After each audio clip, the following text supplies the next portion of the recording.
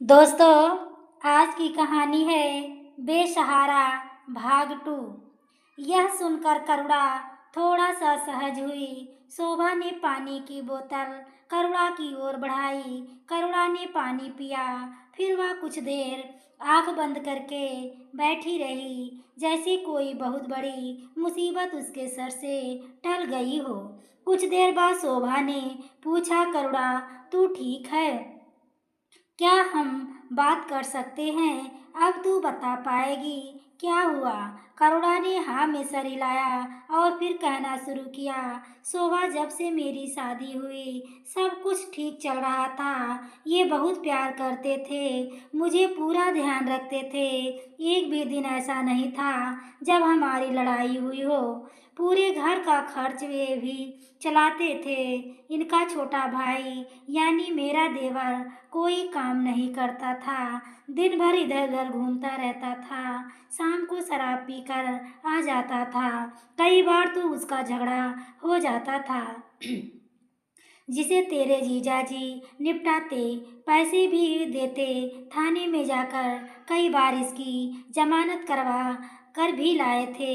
इधर मेरी सास हमेशा मेरे देवर का पक्ष लेती थी। इसी बात से हम दोनों कुछ परेशान रहते थे।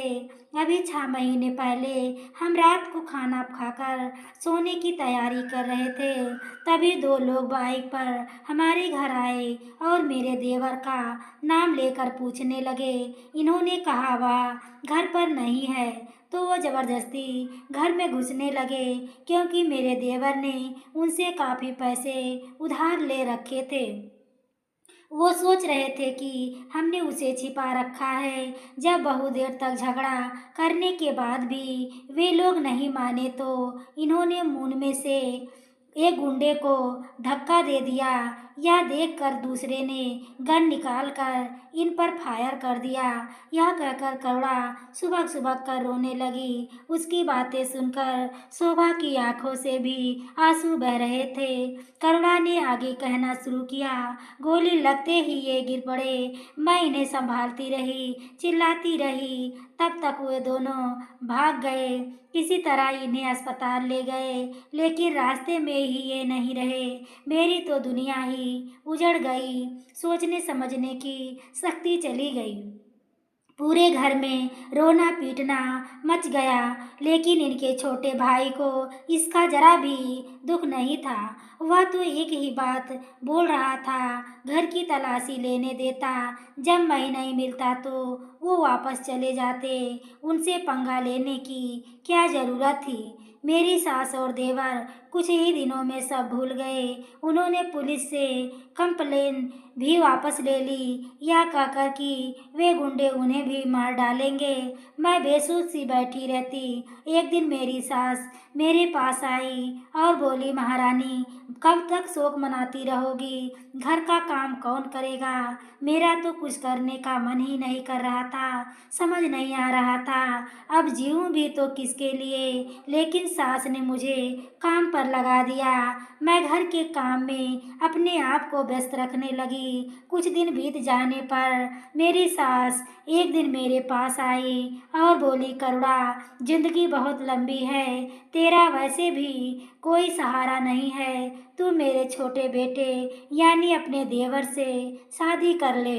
यह सुनकर मेरे होश उड़ गए कि यह क्या बोल रही हैं। मैं तो सपने में भी ऐसा नहीं सोच सकती थी। अब मुझसे बर्दाश्त नहीं हुआ और मैंने अपनी सास को साफ साफ बोल दिया, खबरदार माँ जी, जो आज के बाद उस शराबी का नाम मेरे नाम के साथ जोड़ा। मैं अपने पति की खातिर आपकी सेवा करने के लिए यहाँ पड़ी हूँ। मैं मर जाऊंगी, लेकिन कभी उस शराबी से शादी नहीं करूंगी। यह सुनकर मेरी सास बहुत गुस्सा हो गई और बोली, मैं भी देखती हूँ कैसे शादी नहीं करती। जब वो किसी दिन तेरे साथ जबरदस्ती कर लेगा, तो तुझे मजबूरी में शादी करनी पड़ेगी। मेरी सास के रहते ये सब नहीं हो सकता था, क्योंकि गांव में सब जान जाते।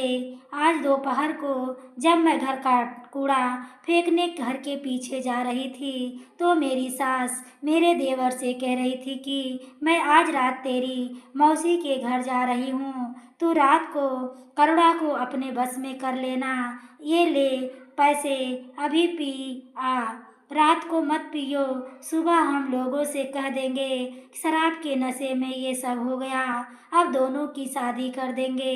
यह सुनकर मेरे देवर ने कहा, लेकिन माँ वो नहीं मानी तो? तब मेरी सास ने कहा, उसके हाथ पैर तोड़ दियो, फिर ना कहीं भागने लायक रहेगी, ना किसी को कुछ बताने लायक।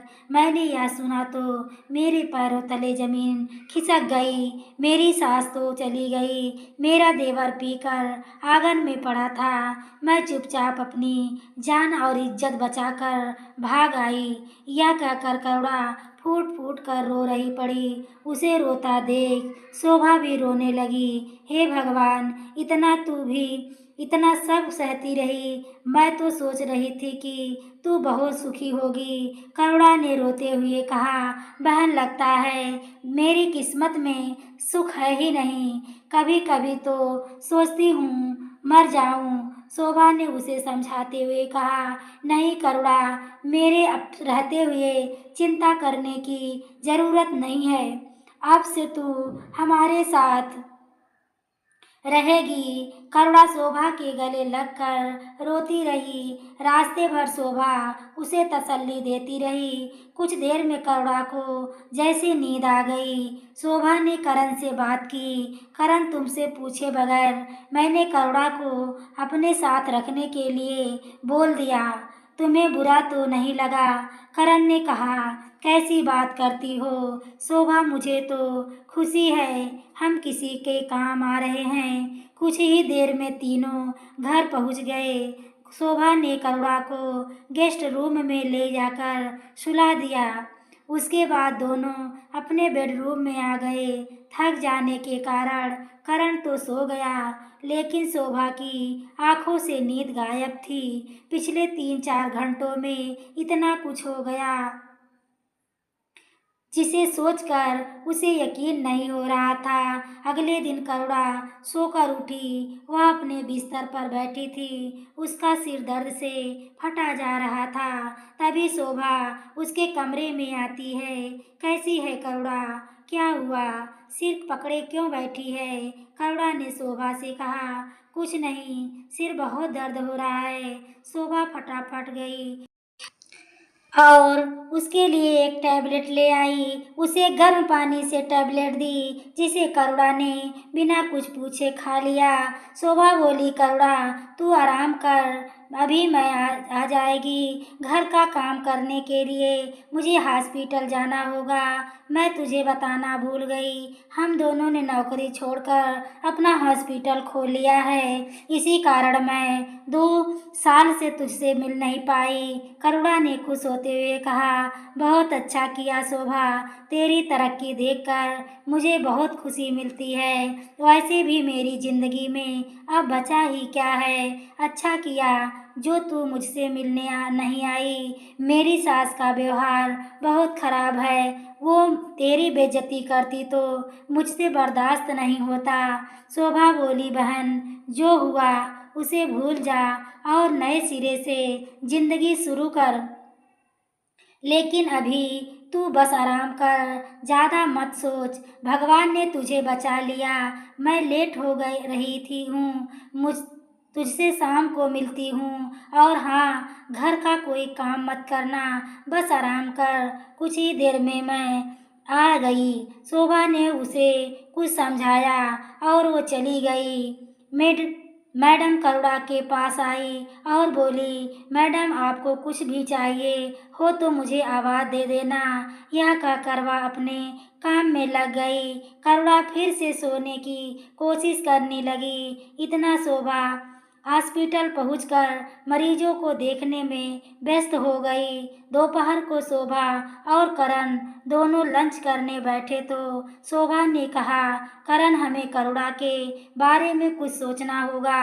यह सुनकर करण ने कहा, देखो शोभा, तुम बहुत जल्दबाजी कर रही हो। तुम समझो, उसने अभी 6 महीने पहले अपने पति की मौत देखी है। उसके बाद पिछले 6 महीने में ये सब झेला है। मुझे लगता है वो डिप्रेशन में चली गई, इसलिए उसे किसी नई बात के लिए राजी करना सही नहीं होगा।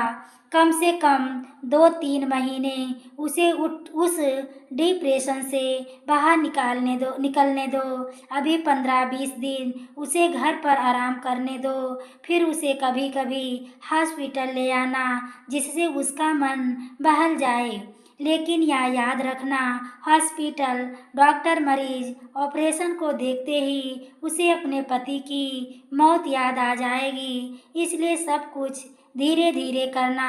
शोभा ने कहा, हाँ तुम सही कह रहे हो। इस सब से उभरने में उसे काफ़ी समय लग जाएगा।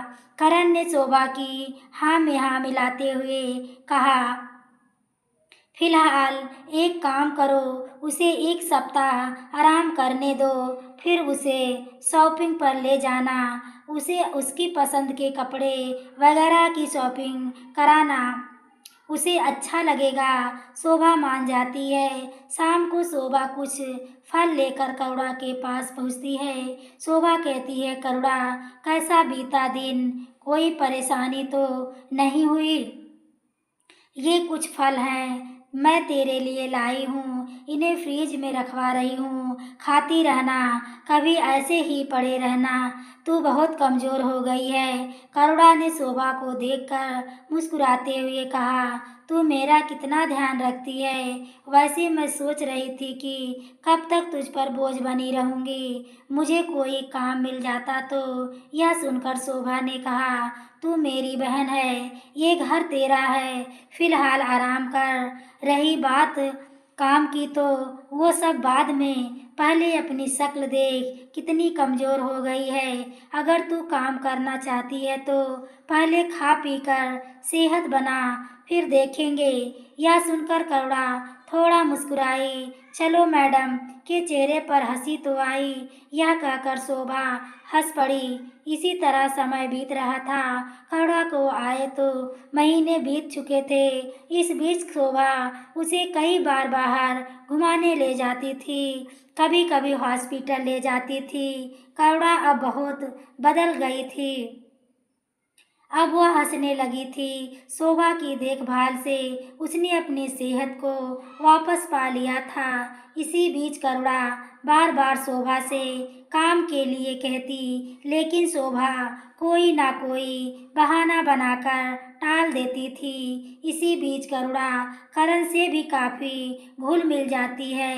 करण करुणा से साली साहिबा कहकर थोड़ा मजाक कर लेता था, जिसका जवाब करुणा उसे जीजा जी कहकर देती थी। इसी तरह समय बीत रहा था। 3 महीने बीत जाने पर एक दिन करुणा ने शोभा से पूछा, शोभा देख, मैं अब और बोझ नहीं बन सकती। या तो तू मुझे कहीं काम पर लगवा दे, या मैं कहीं और जाकर काम ढूंढती हूँ। शोभा बोली, तू एक काम कर, कल से मेरे साथ हॉस्पिटल चल। शोभा करुणा को हॉस्पिटल ले जाकर अपने कैबिन में बिठा देती है। करुणा शोभा के साथ साथ मरीज देखने जाती है। करुणा धीरे धीरे काम समझ रही थी। 15 दिन में करुणा सब कुछ समझ जाती है। शोभा उसे हॉस्पिटल की इंचार्ज बना देती है। वह अच्छी तरह सफाई का ध्यान रखती है, स्टाफ पर नज़र रखती है, किसी मरीज को कोई परेशानी ना हो उसका ध्यान रखती है। हॉस्पिटल में कपड़े धुल कर आते हैं उसका ध्यान रखती है।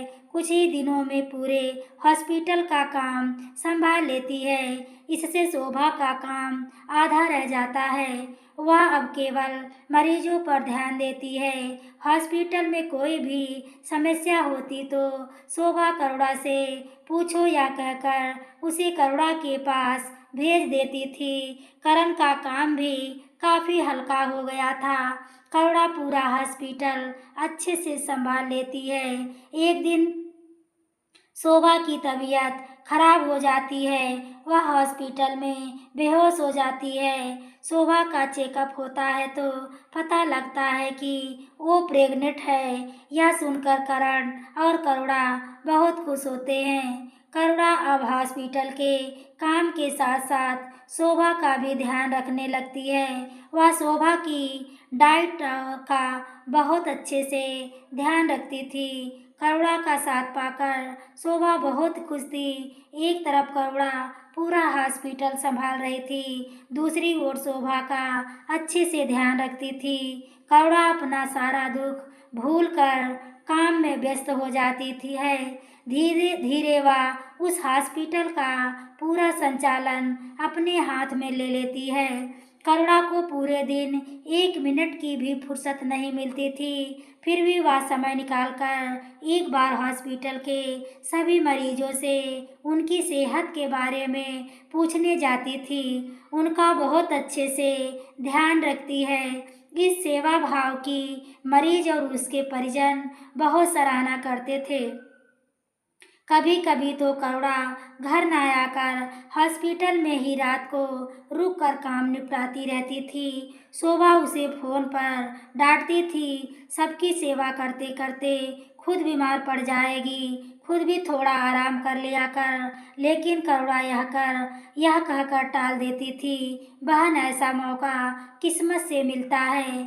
जिस दर्द से मैं निकल कर आ रही हूँ, इनके दर्द के आगे वह कुछ भी नहीं है। इनकी सेवा करके मुझे बहुत खुशी मिलती है। शोभा भी बहुत खुश थी। जैसे जैसे उसका समय नज़दीक आ रहा था, शोभा घर पर ही रहने लगी थी। करुणा सुबह उठकर सबका नाश्ता खाना बनाकर हॉस्पिटल चली जाती थी। अब उसने हॉस्पिटल की एक नर्स की ड्यूटी घर पर लगा दी थी, जो शोभा का ध्यान रखती थी। करण और करुणा दोनों साथ लंच करते थे। करुणा करण के खाने पीने का भी पूरा ध्यान रखती थी।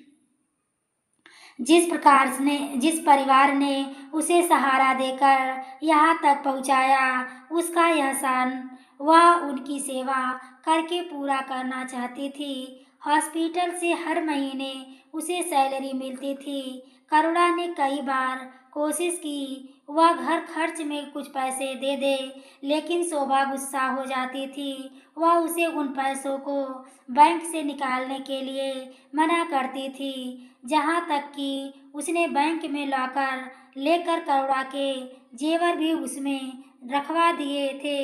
करुणा की जिंदगी का मकसद अब सिर्फ मरीजों की सेवा करना या रह गया था। एक दिन करुणा हॉस्पिटल में रजिस्टर चेक कर रही थी, तभी उसने देखा कि पिछले महीने से पहले हॉस्पिटल में खर्च ज़्यादा हो रहा था। वह हॉस्पिटल के अकाउंट सेक्शन में गई। वहाँ का सारा काम सुबोध देखता था। वह एक अकाउंट था और पहले ही दिन से हॉस्पिटल में काम कर रहा था। करुणा उससे पूछती है तो वह बताता है, करुणा जी, मैंने कई बार करण सर को बताने की कोशिश की है कि हमारे हॉस्पिटल में जितने मरीज हैं उसके हिसाब से दवाइयाँ और बाकी सामान बहुत ज़्यादा मंगाया जा रहा है और वह कहा जा रहा है पता नहीं लग पा रहा है। करुणा ने कहा, इसका मतलब कोई इस सामान को बेच रहा है। सुबोध जी, आपको मेरा साथ देना होगा। मैं उसे रंगे हाथों पकड़ना चाहती हूँ। सुबोध मान गया। उसने कहा, मैडम, इस हॉस्पिटल को मैंने अपने सामने बनते देखा है। मैं शुरू से इसमें काम कर रहा हूँ, लेकिन अभी शोभा जी के जाने के बाद जो नई डॉक्टर मिस अंजलि आई हैं, वे ये सारे ऑर्डर पास रखती है। मुझे उन्हीं पर शक है। आधा माल यहाँ आता है और आधे का सिर्फ बिल बनता है। करुणा ने पूछा, आप सही कह रहे हैं? सुबोध बोला, मैं ठीक तो कह रहा हूँ, लेकिन उन्हें पकड़ेंगे कैसे? तो माल तो यहाँ आता ही नहीं है। अगले दिन करुणा डॉक्टर अंजलि से सीधे पूछ लेती है, अंजलि जी, ये जो स्टॉक आप मंगवाती हैं उसमें से आधा कहाँ जाता है? यह सुनकर एक बार अंजलि घबरा जाती है, लेकिन किसी तरह अपने को संभालते हुए कहती है, पूरा नहीं आता, पूरा यही आता है और इस्तेमाल होता है। आप मुझ पर चोरी का इल्ज़ाम लगा रही हैं। वह गुस्सा करते हुए करण के केबिन में पहुंच जाती है। देखिए सर, ये मेरे ऊपर चोरी का इल्ज़ाम लगा रही हैं। करण के पूछने पर करुणा सुबोध से मिली जानकारी उसे बताने लगी। करण ने सुबोध को बुलाकर सारी बात पता की, लेकिन फिर भी अंजलि के खिलाफ कोई सबूत ना मिल सका। अंजलि बार बार सुबोध पर ही इल्ज़ाम लगाकर रोती जा रही थी। उसकी बातों को सुनकर करण ने सुबोध को नौकरी से निकाल दिया। करुणा ने करण को समझाने की बहुत कोशिश की, लेकिन उसने एक ना सुनी। इस बात से करुणा बहुत दुखी हो गई। उसने बाहर जाकर सुबोध से बात की। सुबोध जी, मुझे माफ़ कर दीजिए, मुझे पहले सबूत ढूंढकर इल्ज़ाम लगाना चाहिए था। मेरे कारण आपकी नौकरी चली गई। सुबोध बोला, अरे आप क्यों परेशान हो रही हैं? मुझे तो कभी भी कहीं भी काम मिल जाएगा।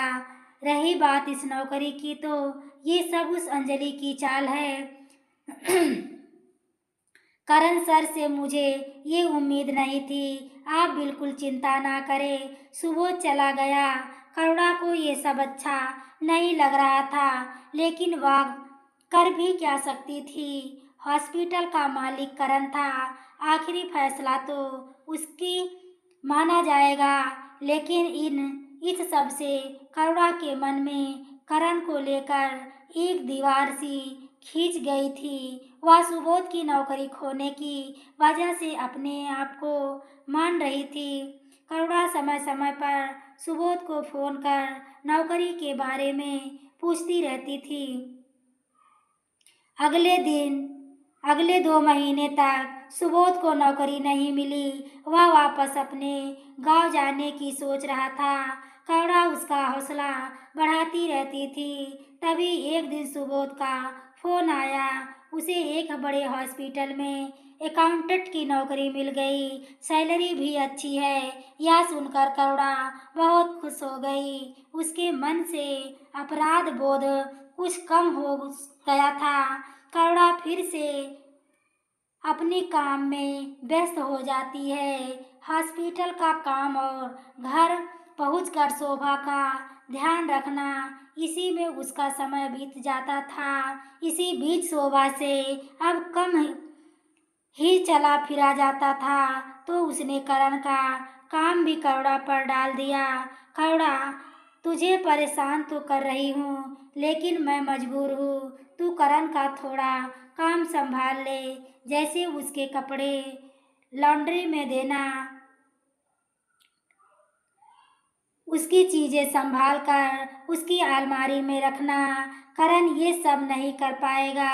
करुणा ने कहा, शोभा तू बिल्कुल चिंता मत कर, जीजा जी को कोई परेशानी नहीं होगी। करुणा ने पूरी जिम्मेदारी उठा ली थी। शोभा को उसके आने से बहुत सुकून मिल रहा था। एक दिन शोभा ने करुणा से कहा, करुणा तेरा मन नहीं करता कभी अपने गांव जाकर अपने घर के बारे में पता करने का? वहाँ अब कौन होगा? आखिर तेरा हिस्सा है। करुणा ने कहा, नहीं, अब तक मेरे ससुराल वालों ने वहाँ सब कुछ उल्टा सीधा बता दिया होगा कि मैं घर से भाग गई हूँ। इसे सुनकर मेरे रिश्तेदार, ताऊ ताई सब मुझे कोस रहे होंगे। वैसे भी अब उस घर में बचा ही क्या है, वह तो ताऊ ने हड़प लिया होगा। शोभा ने कहा, नहीं करुणा, हिस्सा तो तेरा ही बनेगा।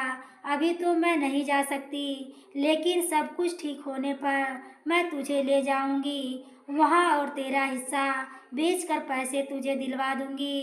करुणा ने कहा, नहीं शोभा, मैं वापस उन सब चीज़ों को याद करके परेशान नहीं होना चाहती हूँ। वैसे भी मुझे यहाँ किसी चीज़ की कमी नहीं है। मैं तो अपना दुख मिटाने के लिए मरीजों की सेवा करती हूँ। यह कहकर करुणा की आंखों में आंसू आ गए।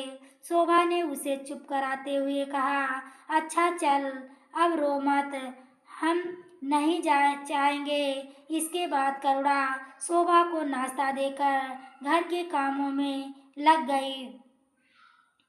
सारे काम निपटाकर वह फटाफट हॉस्पिटल पहुंच गई।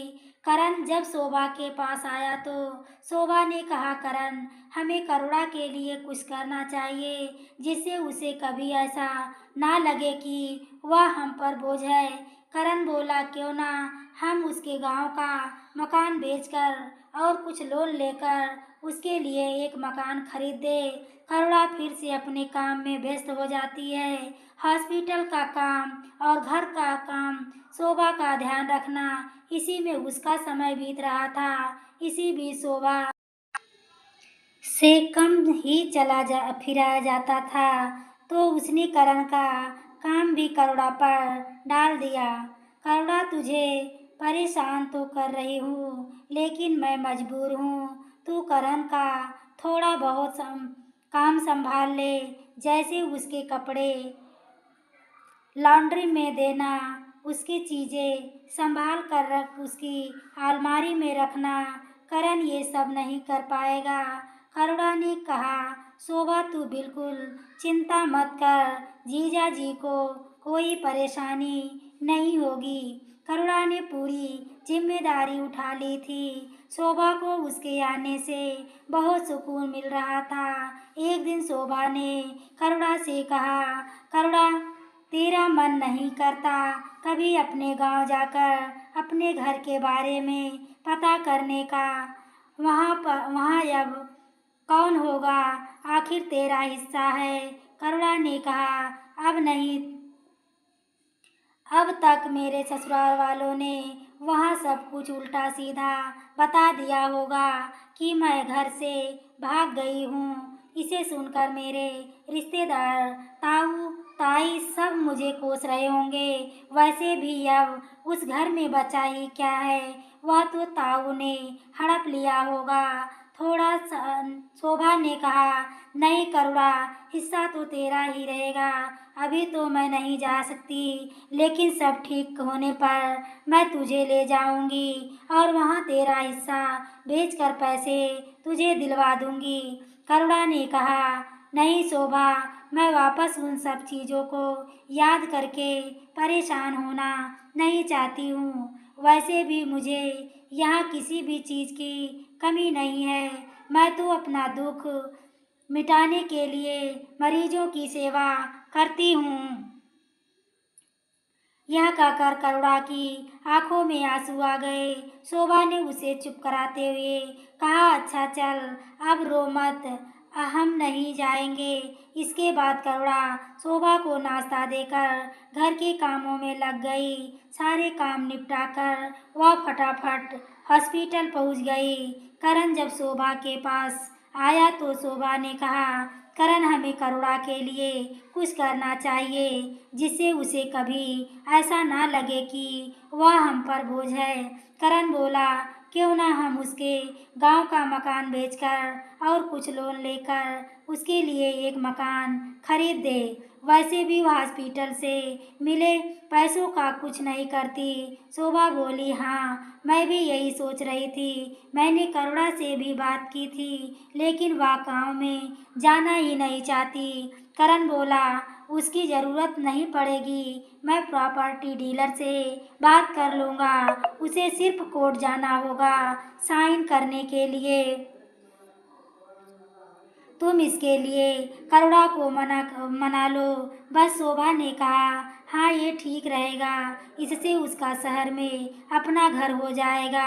वह चाहे तो यहाँ रहे, चाहे तो अपने घर में। करण तैयार होकर नाश्ता करके हॉस्पिटल चला जाता है। शोभा करुणा के बारे में सोच रही थी कि करुणा का मकान का काम हो जाए तो वह कोई अच्छा सा लड़का देखकर उसकी शादी करवा दे। इसी तरह समय बीत रहा था। एक दिन शोभा को तकलीफ होने लगी। रात को करुणा उसके पास ही थी। शोभा बोली, करुणा, उठ जा, लगता है हॉस्पिटल जाना होगा। करुणा ने जल्दी से करण को उठाया। दोनों मिलकर शोभा को हॉस्पिटल ले गए। करण और करुणा दोनों हॉस्पिटल में शोभा के साथ थे। शोभा को बहुत तेज दर्द हो रहा था। रात के करीब 2 बजे शोभा ने एक बेटे को जन्म दिया। करुणा और करण बहुत खुश थे।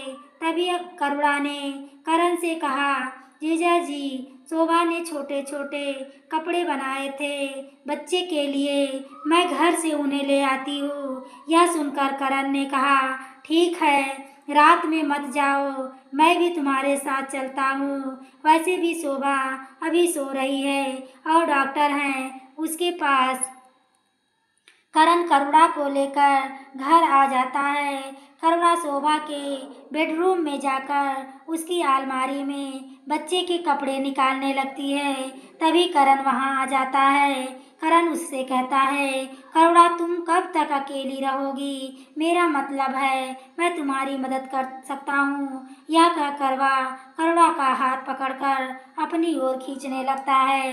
करुणा अचानक हुए इस हमले से घबरा जाती है। उसे करण से ऐसी उम्मीद नहीं थी। वह धक्का देकर अपने आप को उससे अलग करती है, लेकिन करण उससे जबरदस्ती करने लगता है।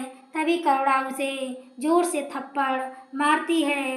करुणा कहती है, कमीनों, तुम सब एक जैसे हो। जानवर मेरे देवर और तुझ में कोई फर्क नहीं है। बस मौका मिलना चाहिए। तुझे शर्म नहीं आती? एक लाचार पर जोर जबरदस्ती करते हुए करुणा तेजी से सब फेंक कर बेडरूम से बाहर आ जाती है। करण उसे पकड़ने के लिए बाहर आता है। तभी डोर बेल बजती है। करण घबरा कर गेट की ओर जाता है। करुणा अपने अस्त व्यस्त कपड़ों को ठीक करती है। उसकी आंखों से आंसू बह रहे थे। तभी वह देखती हॉस्पिटल का वार्ड बॉय सामने खड़ा था।